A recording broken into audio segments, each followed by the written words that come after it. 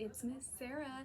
This month our character craft is Scooby-Doo. So your kit is going to come with your instructions for your 2 games, your lyrics, a letter S for Scooby that you can print out and practice your letter.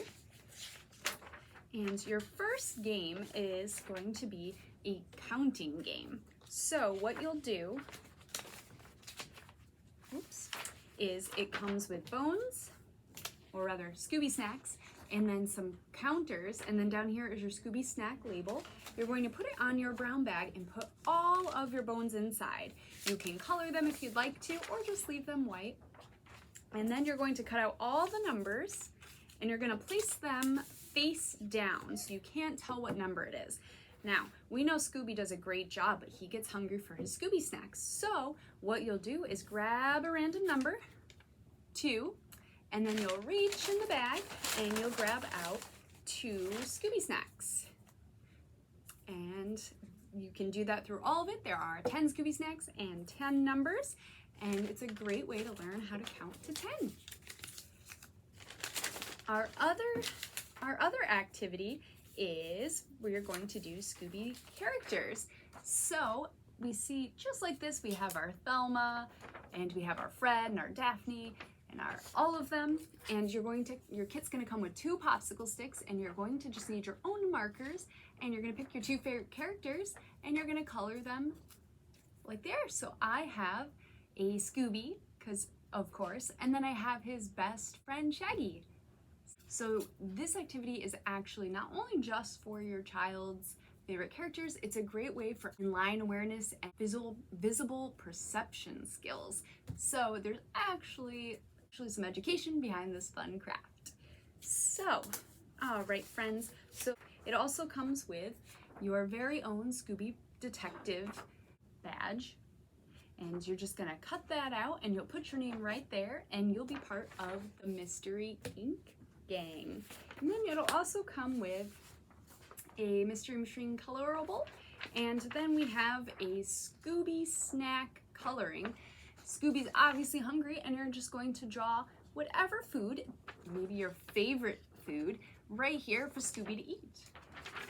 That's it. Okay, friends, so the first thing we're gonna do today is grab our first book. Move all this over. All right, friends, so today I have the book, The Big Bad Blizzard, and this is by Gail Herman.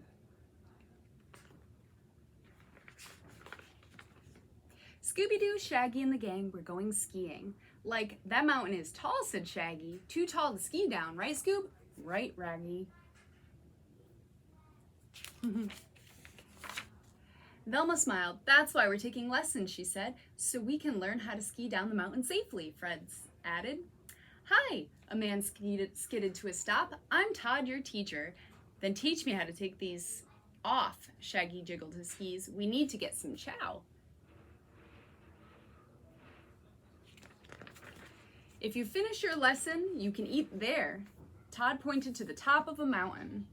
A restaurant sign flashed tip-top treats, all you can eat. Still want to take off your skis, Daphne teased. Row away, Scooby barked. Ted led the gang past the ski lift. We'll start here, he said. It's for beginners.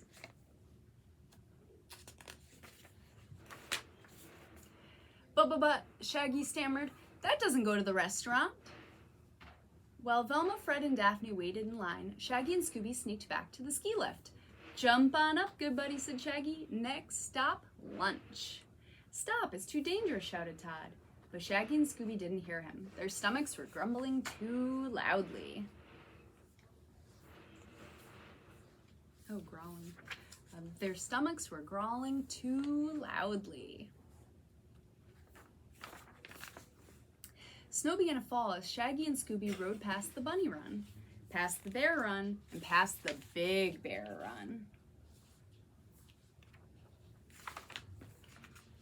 One by one, skiers got off the lift. Finally, Shaggy and Scooby reached the top.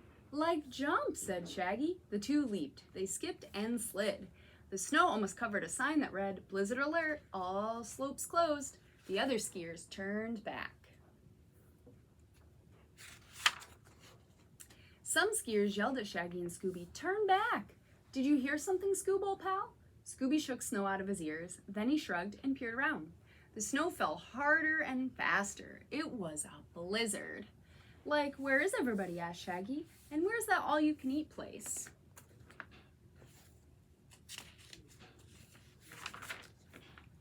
Something strange was going on. Shaggy wiped snow from a sign. Monster run, he read. Monster, he cried. Run! There's only one way to go, good buddy, Shaggy yelled above the wind. That's down. Shaggy and Scooby took one step, then another. We're doing it, said Shaggy. Who needs lessons, right, Scoob? Scoob? Scooby-Doo didn't answer. He was staring straight ahead. A giant snow creature floated toward them. His long arms swung back and forth. Row, Ronster, Scooby shouted. Uh-oh. Row, Scooby shouted. Row, Ronsters. Shaggy counted 2, 3, 4. Their loud moans echoed in the wind. Ooh-ah, ooh-ah. Shaggy and Scooby clutched each other. Their skis bumped and banged. Like, whoa, said Shaggy. They tumbled down, down, down, straight into the biggest monsters yet. Uh-oh. The creatures bent closer. They reached out long, sharp arms. Zoinks, let's get out of here, Shaggy cried. Shaggy and Scooby tried to run. Instead, they rolled and rolled. Ooh, bah! The monsters moaned, following close behind. Uh-oh. I hope our friends get out of there in time. Splat. The Scooby-Shaggy snowball hit the bottom. Monster hands scooped away the snow. Work on her, Shaggy groaned. Ooh, ah! Shaggy looked at Scooby. Like, the monster sounds a little like the snow monster peeled off a ski mask. Scooby? Shaggy? Velma said more clearly. It was Velma. Velma took off her giant ski gloves and grinned. Velma wasn't a monster, but what about the others? Watch out, Shaggy shouted. 3 snow monsters are chasing us. That's Todd and Fred and Daphne, said Velma. What about those monster arms? Shaggy asked. They're just ski poles, Velma explained. And those monster shapes? Shaggy asked. Backpacks covered in snow, Velma replied. That's a close one. Todd opened his backpack. Rot chocolate, said Scooby. Rot dogs. You kept running away, Todd said, but we were trying to help. What about those really scary creatures? And that sign about monsters? Asked Shaggy.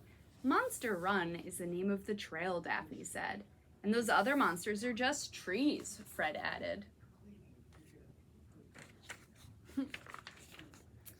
Like phew, said Shaggy, digging into the hot dogs. Now we can eat.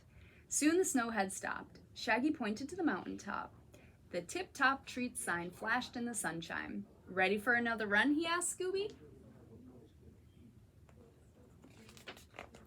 Scooby-Dooby-Doo! Well, I'm glad there weren't any snow monsters and it was just their friends. Okay, friends, so now we're going to take out our song lyrics and we're going to sing our song for the day. All right, friends, so for this one, we just need to know our numbers and then we can go knick-knack, paddywhack. So this is called This Old Man. This old man, he played one. He played knick-knack on my drums with a knick-knack, paddywhack, give a dog a bone. This old man came rolling home. Now we're going to go to 2 and we'll go all the way to 5. This old man, he played 2. He played knick-knack on my shoe with a knick-knack, paddywhack, give a dog a bone. This old man came rolling home. Now we have 3. This old man, he played 3. He played knick-knack on my knee with a knick-knack, paddywhack, give a dog a bone. This old man came rolling home. Now we have 4. This old man, he played 4. He played knick-knack on my door with a knick-knack, paddywhack, give a dog a bone. This old man came rolling home.